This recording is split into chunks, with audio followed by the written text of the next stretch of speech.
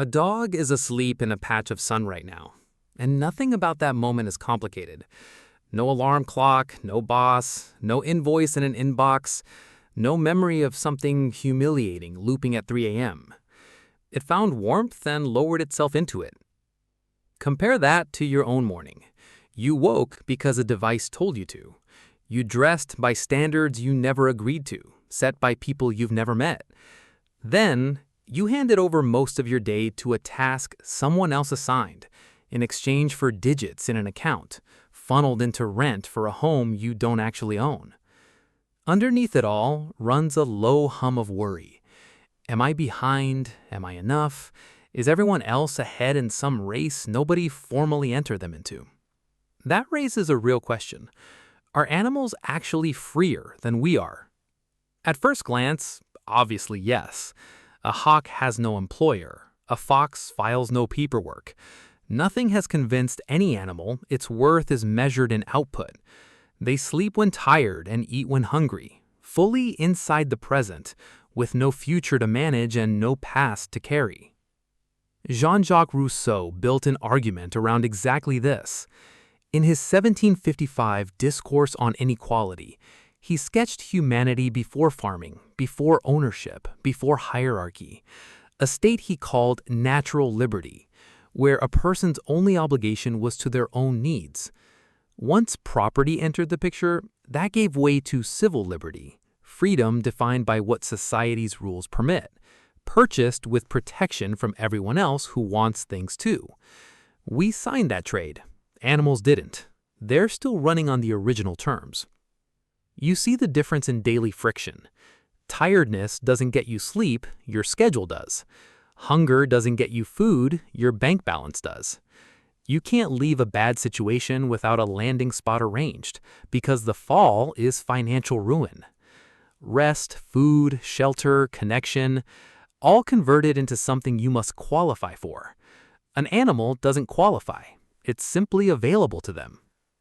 There's a thought from Borges worth sitting with, that every creature except humans is, in effect, immortal, because none of them carry an awareness of death. An animal in danger feels fear instantly, and the moment danger passes, so does the fear, completely. No leftover dread, no lying awake over what an ending might mean. That suffering is ours alone. The dog in the sunlight isn't asking what any of this is for. Warmth was the whole assignment, and it was met. Kierkegaard described full awareness of one's own existence as producing two feelings at once, awe and dread, arriving together. Animals seem to get only the awe. They exist without ever stepping back to examine the fact that they exist. From the outside, that reads as freedom, maybe the purest version available. But it's worth being precise about what kind. A gazelle bolting from a predator isn't weighing options. A signal fires, muscles respond, and it runs because nothing else was possible in that instant. Its independence from rulebooks is bought entirely with submission to instinct, automatic, with zero room to choose otherwise. Rousseau noticed exactly this. Animals follow what nature dictates through raw sensation, while humans feel the same pulls but retain the ability to push back. That pushback, forgiving instead of retaliating, staying instead of fleeing, acting against your own wiring on purpose, is a freedom no animal has. Whether people use it is separate. That it exists at all sets us apart from every other species. Then there's data that complicates the romantic version. Robert Sapolsky, the neurobiologist who spent years observing baboon troops in the Serengeti, documented chronic stress and elevated cortisol running through their social structures. Those at the top stressing those beneath them, those at the bottom absorbing the cost, measurable in their blood work. No mortgage involved, just Frank doing the damage, in a pattern predating every human institution. And in the wild, none of it comes with a safety net. No clinic, no medication. When something breaks, it breaks for good, with nothing standing between the animal and the consequence. Humans, meanwhile, are also the ones stripping freedom from animals elsewhere. Zoos get framed as conservation while housing creatures whose bodies evolved to range across open territory, now confined to concrete.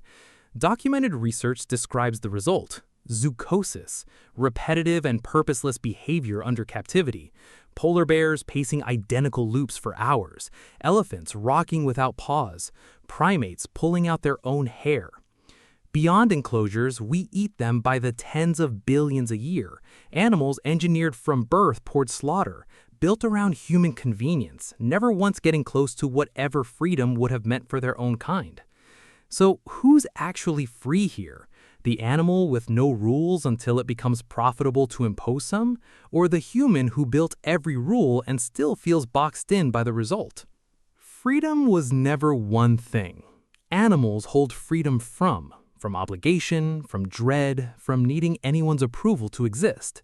Humans hold freedom to override instinct, to act against impulse, to build things that survive us, to ask pointless questions purely because we can, and occasionally answer them. An animal is free the way water moving downhill is free. It follows the shape of the land completely without friction and without ever choosing the path. Real, but never selected. Rousseau was right that something genuine was lost when civilization began. What's far less certain is whether that lost thing was freedom itself, or simply the relief of not yet knowing you were boxed in. The dog asleep in the light isn't choosing calm. Calm is the only state available to it because dread was never part of its equipment. The ache you feel watching it is really the weight of being the only species aware enough to notice its own cage, even on the days the bars are invisible. The animal has no idea it's free. That ignorance might be exactly what freedom requires.